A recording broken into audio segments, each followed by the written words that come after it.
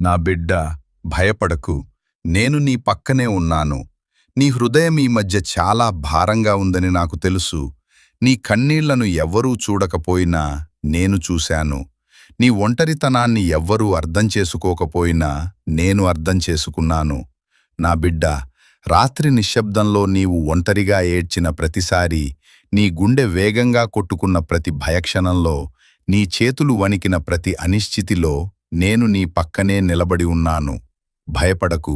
నీ ముందు తలుపులు మూసుకుపోయినట్టు కనిపించవచ్చు, నీ ప్రార్థనలు ఆలస్యమవుతున్నట్టు అనిపించవచ్చు, నీ పరిస్థితులు మారవని అనిపించవచ్చు.